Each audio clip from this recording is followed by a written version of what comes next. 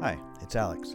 I want to take a look today at Matthew chapter 11, verses 16 to 19, and look at the logical relationship of situation and response.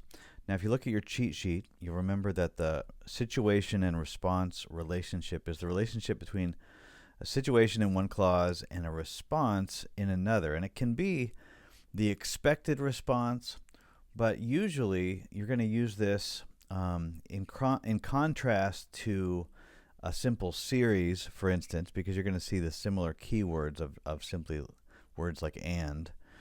You're going to use situation and response generally in a situation where there's a surprising or unexpected response to a situation. And I want to show you an example of that here in Matthew 11, 16 to 19. Let me get right into it and read this passage. But, Jesus says, to what shall I compare this generation? So we have a question and then an answer that may encompass some or the rest of this passage. To what shall I compare this generation? It is like children sitting in the marketplace and calling to their playmates. We played the flute for you, and you did not dance.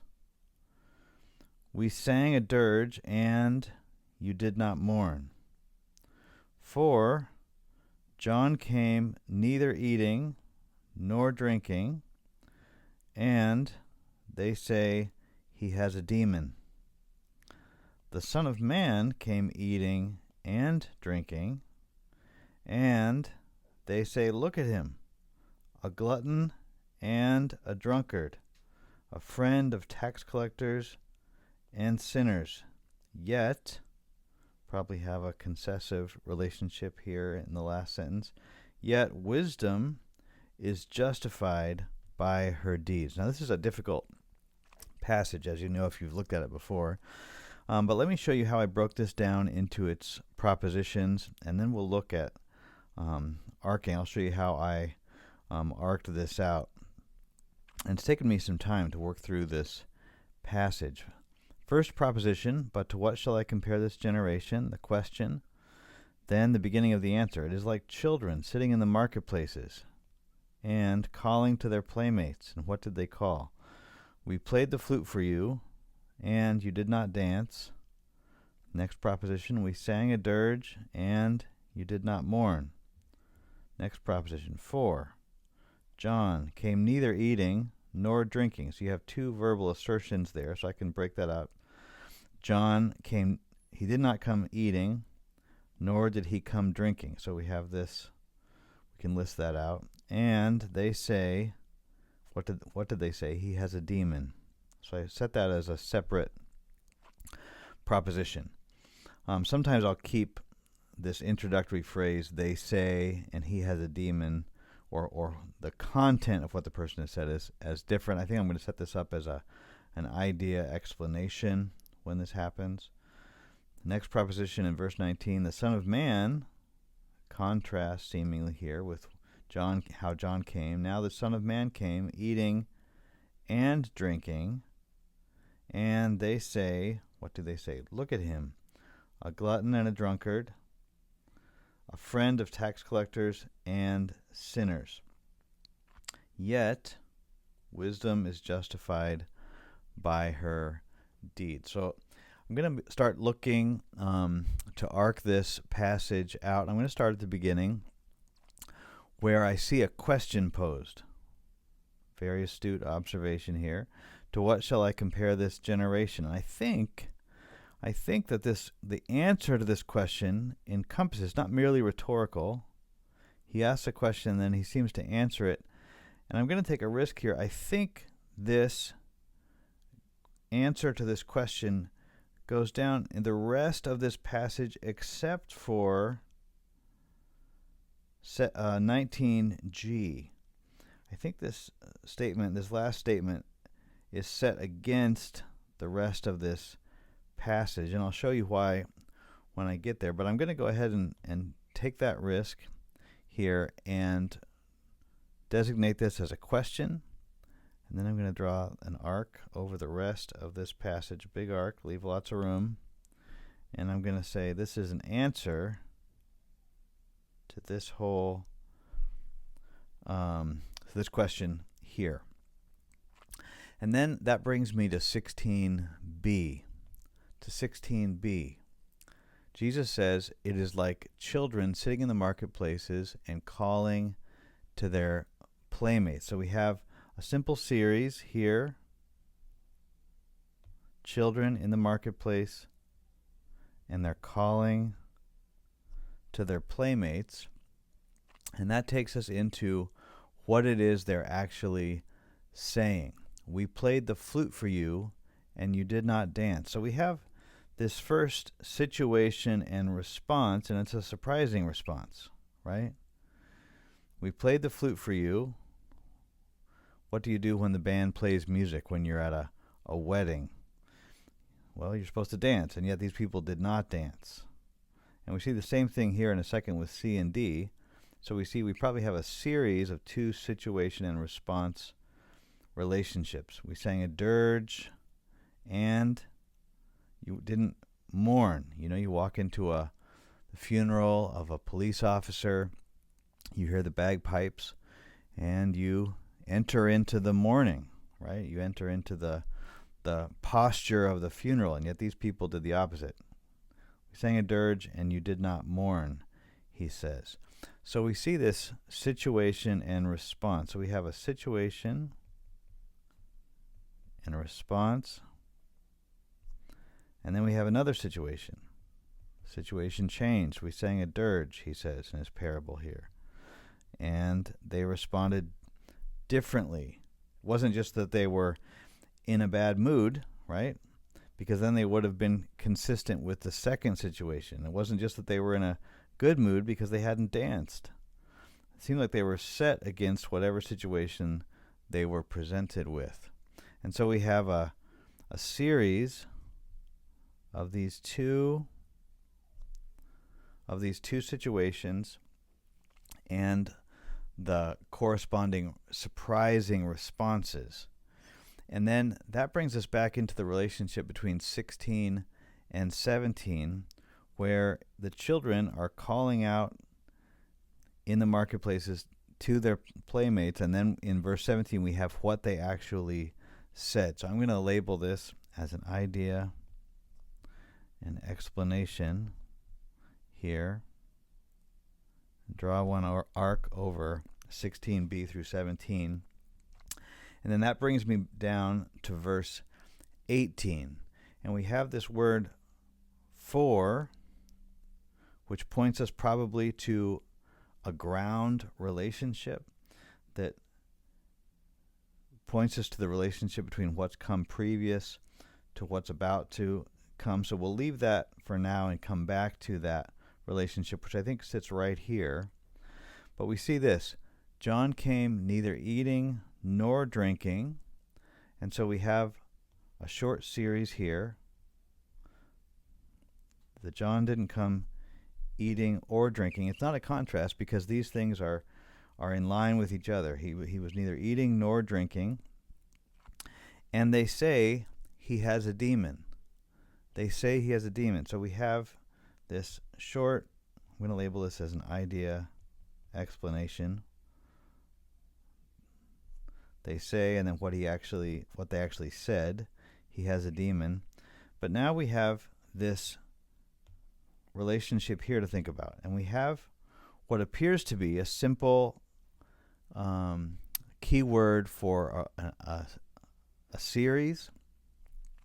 This is what happened. John came neither eating nor drinking, and they say he has a demon. And yet you can hear the surprise. So the language is not different, but you can hear the emotional response is this surprising and unexpected response to John's seemingly religious asceticism, and yet they label it as demonic. And so I'm going to label this as a situation. I'm going to label this as a situation and response. And then that brings me down to verse 19 here. the Son of Man came eating and drinking, and they say, look at him, a glutton and a drunkard, a friend of tax collectors and sinners. So we have something similar laid out, it seems like. The Son of Man came eating and drinking. So John came neither eating nor drinking. The Son of Man, in contrast, comes eating and drinking. And they say, so we have an idea and then an explanation of what was actually said here. I'm going to go ahead and draw that line or that arc over all three of those, D, E, and F. And I'm going to just make this a simple series of the three things that they said. Look at him, a glutton and a drunkard, a friend of tax collectors and sinners. Jesus is recounting what has been said about him as he's sat at table, not just with Pharisees, but also with tax collectors and prostitutes. He sat down and eaten with these people. And again, we have the word "and," which would point us to probably a simple series. And this certainly is a series of things happening. The Son of Man came eating and drinking, and then they said all these things about him. And yet I think, just similar to this situation above, we have a surprising response here. The Son of Man came eating and drinking, and they say, look at him, a glutton and a drunkard. If they didn't approve of John's not eating and drinking, you'd think that they would approve of the Son of Man's eating and drinking, and yet they say he's gone overboard. He's a glutton and a drunkard. He's a friend of tax collectors and sinners. So I'm going to label this also as a situation and response because of that surprising response that they have there to that situation. And then I'm going to label this for right now, this relationship right here, as a series of these two things happening. John came neither eating or drinking. They disapproved him. They called it demonic. The Son of Man came eating and drinking, and they disapproved him, but on different grounds. I'm going to draw this arc over here. And then I see this come back to this word "for" as the reason for what's come before. So we have a ground relationship here, and I already have my arc over both of these smaller arcs. So the relationship between 16b through 17 and 18 and through 19f is a ground relationship pointing to the word "for," which brings me then to this last statement, yet wisdom is justified by her deeds. And this is Jesus ending with another example for us of how a contrary statement can be supporting the statements that come before, and yet points us to the concessive relationship. And so I'm going to label this as concessive.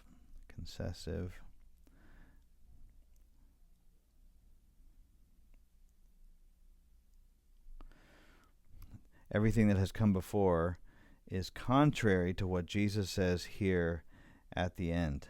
That wisdom, the way he himself has acted, and I think he lumps John and connects John's acting, that he and John have been acting in sync, even though they've been acting very differently. That wisdom is justified by her deeds. Now, we're looking for a situation and a response, a situation and a surprising or unexpected response. Well, what is it that's unexpected here? Well, we played the flute for you and you did not dance. So then we turned around and we sang a dirge and you did not mourn. That's unexpected, right? And that parable then leads to this description of John's behavior, the way he came, in contrast to the way Jesus came. John's strict asceticism could have been characterized as discipline, religious or godly discipline, and yet these people characterized it as demonic. That's surprising. And yet, as I step back from having arced this passage, I think what's happening here is that this sets up a new situation. And we saw that in the parable, first of all. We played the flute for you and you did not dance. Well, maybe they were just not in the mood today. Maybe they were sad, and yet when we sang a dirge, you did not mourn. Now we have another situation to compare to, because John has come, neither eating or drinking, and they disapprove of that. They say it's demonic. He has a demon. So then this sets up, I think, a new situation to which 19 is a contrast, where John's situation then would expect, if they didn't approve of John neither eating or drinking, you'd think that they would approve of Jesus, who did come, eating and drinking. That's the expected response. And yet we have another surprise here, because Jesus came eating and drinking, and they say, look at him, a glutton and a drunkard, a friend of tax collectors and sinners. So Jesus is also met with a hardness of heart, which makes me want to go back and rethink this relationship right here. I think I'm going to erase that as a simple series and reassign this as another situation and a response. And I already have my arc over those two, because I think as this situation plays out, it provides a test case then, in the same way that we saw in verse 17, for what, even though this is unexpected, that they would have called John the Baptist a demoniac, yet that situation sets up a new expectation going into verse 19, where we have a different and surprising response. Not the expected approval, but the disapproval on a new basis, on a different basis, where they don't approve of the Son of Man's eating and drinking, but they call him a glutton and a drunkard, a friend of tax collectors and sinners.